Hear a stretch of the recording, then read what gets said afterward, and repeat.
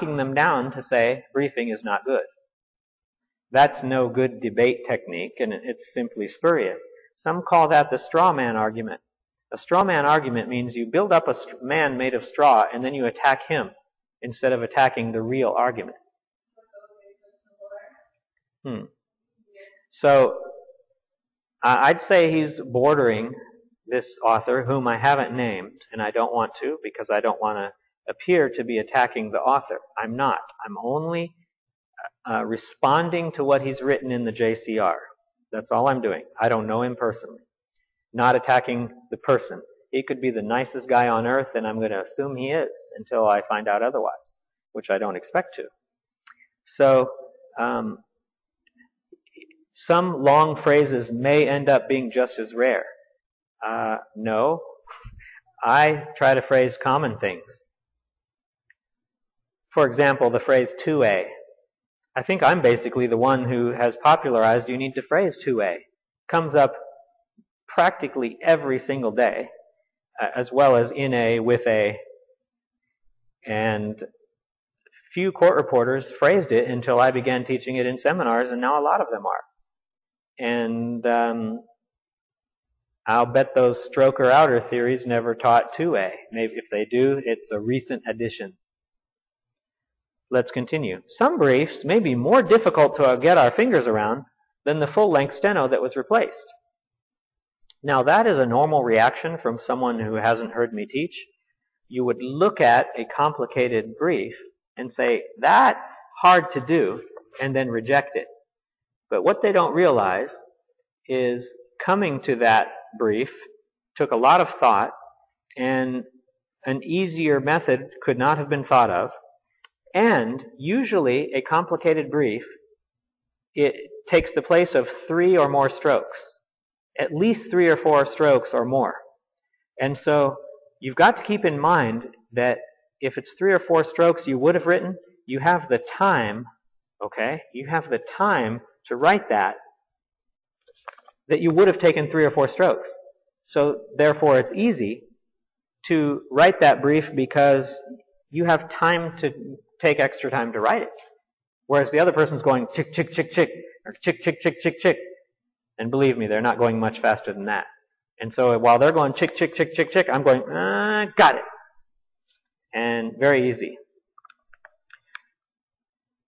Again, I'm having to educate the author because he's coming from a position of not having briefed and nor heard me teach, most likely. Continuing, we just finished the first column. Students are admonished not to load up on every beautiful brief under the sun. Yet, how many reporters happily plug things like anecdotal into their dictionary where it collects dust unused, just waiting to appear when a similar outline is misstroked? Not sure I get it. Let's read that again. Students are admonished not to load up on every beautiful brief under the sun. Well, obviously, the stroke-intensive theories teach their students don't load up on any briefs, hardly. And those of us who promote briefs, of course, we have agreed you don't brief everything under the sun. Absolutely not. So they should be admonished not to load up everything under the sun. Continuing. Yet how many reporters happily plug things like anecdotal into their dictionary? Maybe 10, maybe 20 reporters do that out of 440,000 in this country. There are a few rare reporters who would do that. I'm not one of them. Although anecdotal is sure easy because we can write dotal with the LGTS ending. And so if we write dotal, it might as well be there because it's easy to do. But I'll often write out anecdotal. I'll write andotal or anecdotal because I hear it once a month or once every 6 months. It's rare. The author and I agree that that's a rare word. You don't need a brief for it. Or even worse, where it rests on the tip of our memory, tantalizingly out of reach as we think, I know I have a brief for this, and the words keep flying by. This is an example of showing the error-prone use of briefs. It is wrong to use briefs if you're trying to remember while words are flowing by. I teach exactly how to avoid that. I teach you, 1, to speed practice and to not think of briefs during speed practice. Second, I teach that you should do briefs practice separately at a nice slow pace and every day work on briefs. Then, after that, you go back and do speed, and you do not try to remember briefs in speed. Do not hesitate on briefs at all. And to the extent you follow that, which I do and most strive to, we don't hesitate on our briefs at all. We just write it out if we can't think of it right away. So again, it's a little bit setting up a straw man. It's looking for a weakness that some briefers have, pointing to it, saying, aha, and saying, throw out the baby with the bathwater. Well, that would be like me pointing to the weaknesses that the stroker outers have, like they don't have enough finger speed to make up for writing everything out. Aha, it's bad, see? And I wouldn't do that. Or to point out any writer outer who hesitates. A lot of writer outers hesitate. They can't even stop their hesitation writing out on big words. I don't point to them and say, aha. No. So again, there's no point scored here toward the anti-briefing department. I believe we have made it halfway through the article. Yes. Continuing. So far we're halfway through, no points scored. This can happen even with words that seem common and brief-worthy. That's true. It can happen. That's why we need to study our briefs so that it doesn't. Continuing. But the strokes we come up with aren't all equally intuitive or easy to recall and stroke. That's right. Some briefs are easier to remember, some aren't. Too often, perhaps, reporters think a brief, any brief, is better than none at all.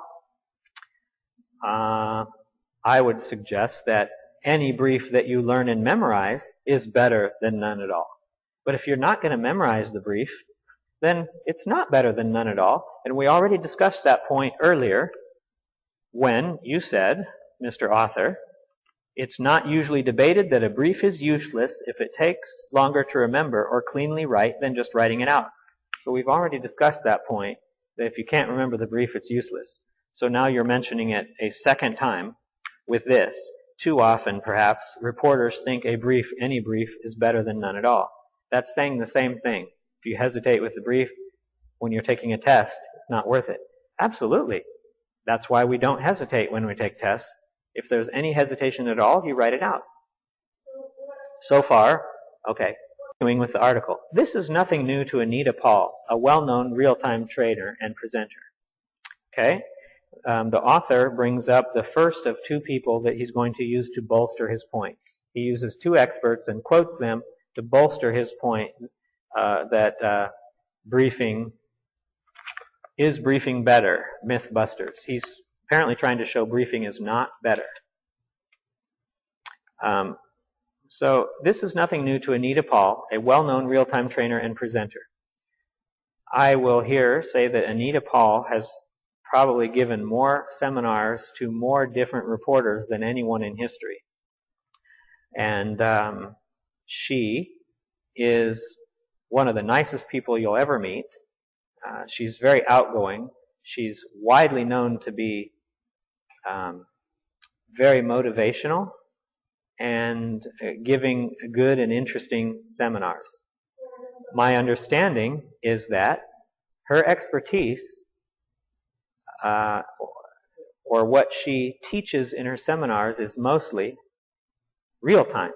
She teaches how to get better at real time, which mostly involves how to handle your theory, how to handle the mental aspects of improving, motivation, how to write this, how to write that, different systems to handle numbers, to handle different things. My understanding is that's what her seminars promote, how to handle real time and get good at it. It is not my understanding that she is an expert in A, speed building, or B, speed itself, how to get faster. Now, she may teach that in her seminars, but I have not heard that. And I consider that an area where I'm an expert on, and that is covered fairly extensively in my seminars. Okay. And I haven't understood her to be an expert